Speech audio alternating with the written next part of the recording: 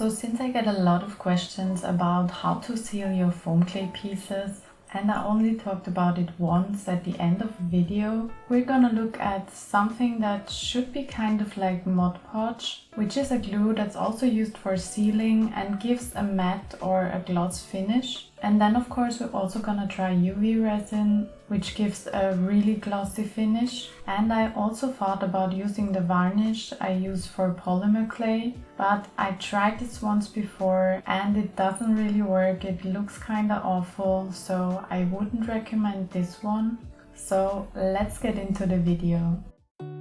So first, let's take a quick look at the figures I want to sacrifice for this video, because I also get some questions about finished pieces. So these figures are at least a year old and they haven't changed a bit since then. And as you can see, they are still kind of squishy, especially the smaller parts.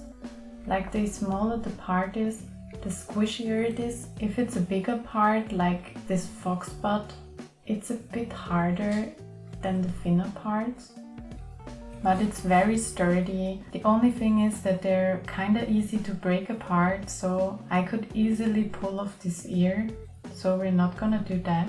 And here you can also see, like, it's a small figure and it stays really squishy. So with the bigger one, it's not really possible anymore.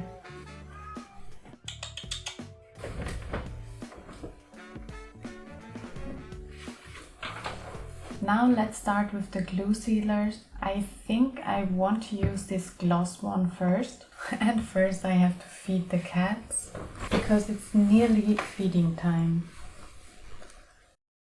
My assistants are fed, so now it's time to start with the glue sealer, and I'm gonna start with the glossy one. The packaging says it dries clear and it's quick drying, so you can do multiple coats of it. I'm just gonna use an old brush for this, and I choose the Fox for the glossy varnish. I choose you, Fox.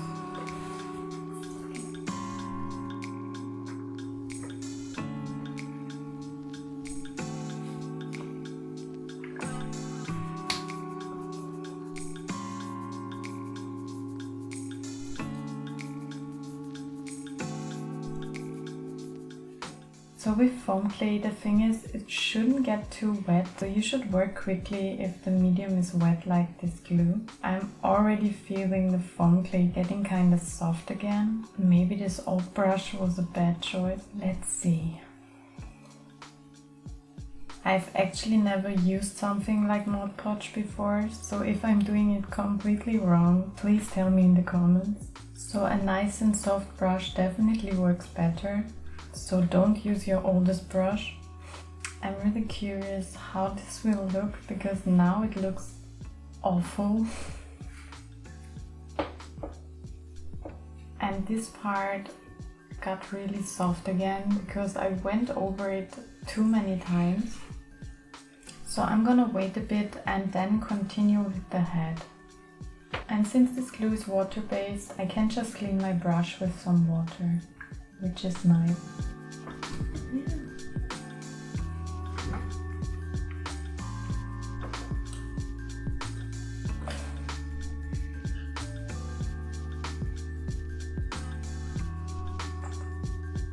So it says quick drying, but for me it's already not quick enough, but it gets more transparent and less sticky. So I'm going to continue with the matte one, and we're gonna sacrifice this little cat.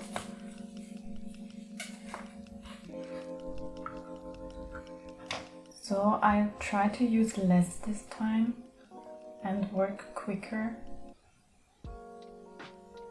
So I made my brush a bit wet, and I think it kinda helps to spread it out more easily.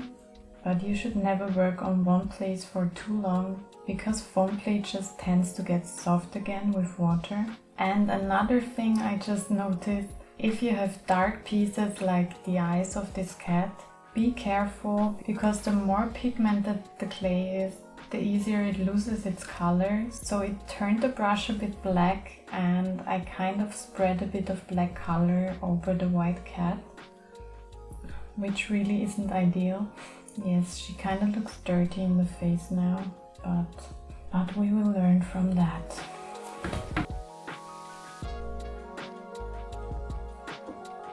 So most of the cat is covered, and I wouldn't say it looks great, especially with the black parts in the face, but it looks kind of better than the first one.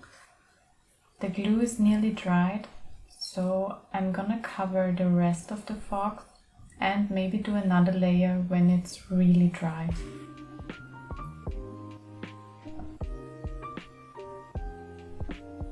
So if you have any questions about foam clay, but also other crafts, feel free to ask them in the comments. I just love to make videos that answer your questions, and I love to experiment and find out something new.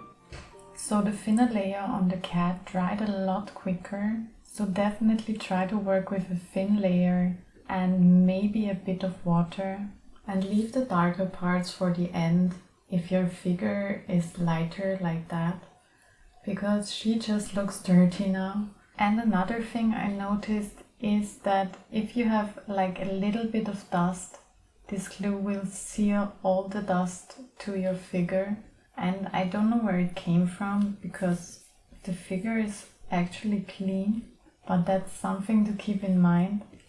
You have to work really careful and very clean, which isn't one of my strengths, but I'm sure most of you are very careful. On the other hand, if something works for me, you can be absolutely sure it will work for you. So I covered both of the figures once. I'm gonna try and do a second layer on his tail, and also I'm gonna do a second layer for the head of the cat. It's kind of easier to do the second layer. It feels a lot more smooth now. Now I'm gonna let them dry, and we'll start with the UV resin. So for the next part I'm gonna use the UV resin, and I definitely recommend to wear a mask. I think there are other more specific masks that would be even better if you work a lot with UV resin, but I couldn't find out which ones exactly. So if you know, let me know in the comments please. I'm not working a lot with UV resin, but a friend of mine had a really bad allergic reaction, so it's better to be safe. And I'm also gonna open the window, and sadly I have to put my cats away because I don't think it's good for them either. So take a last look at their cute little faces, because they will be a bit mad and may not come back here.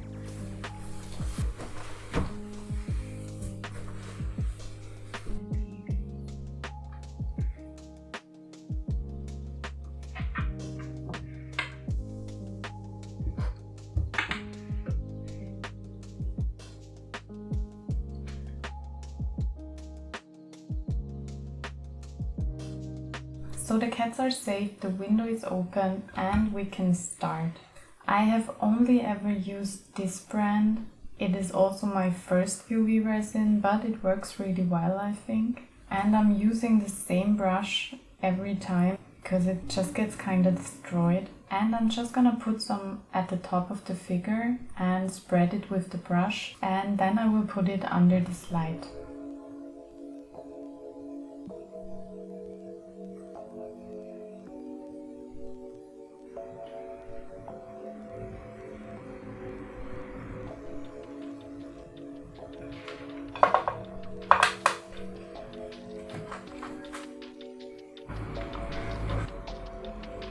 So the top half is already hard and it looks really nice. The only thing is it's always gonna be glossy, so if you want a matte finish, UV resin is not it. But let's cover the rest of the figure and then let's get to the results.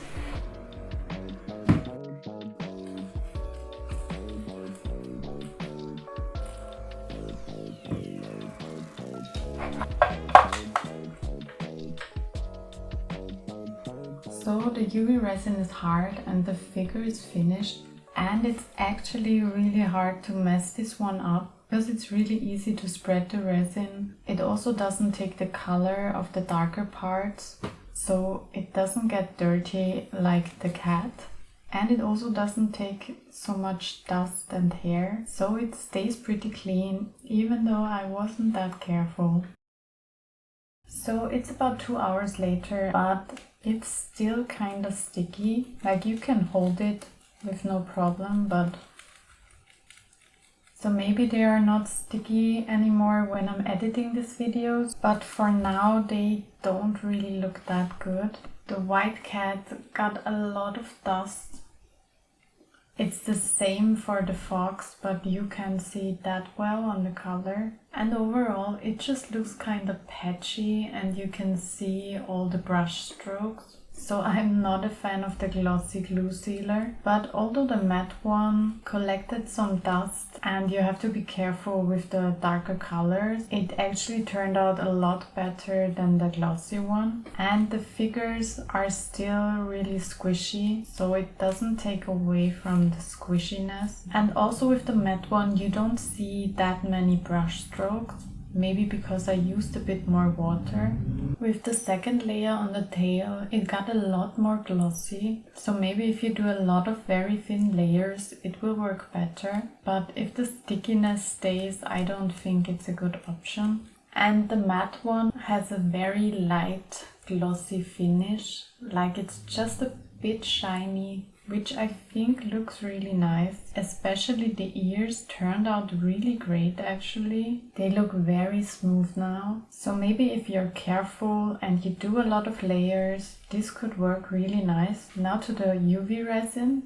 I already tried this once before with this figure, and it was so easy to cover it with the UV resin. Because of the texture of the clay, it sticks to it really well. But after using the UV resin, you lose a lot of the squishiness. Like, I can't really squish this head even though it's really small. And you remember before I could really squish this one? So that could also be great if you want to make some figures or keychains or something and they should be more durable. Then I would definitely try using UV resin. But if you don't want a glossy finish, maybe try out the matte glue sealer. I can imagine that the Mod Podge one is maybe even better than that. And I promise I'm gonna order the Mod Podge and try these too. But they were just crazy expensive right now. So I'm gonna look a bit more. If you have any ideas for other sealers, let me know in the comments and we're gonna try them out. Even though I take a lot of breaks between my videos, I really love making them, especially if you're enjoying them. So make sure to subscribe. I hope this video helped and I will see you in the next one. Bye!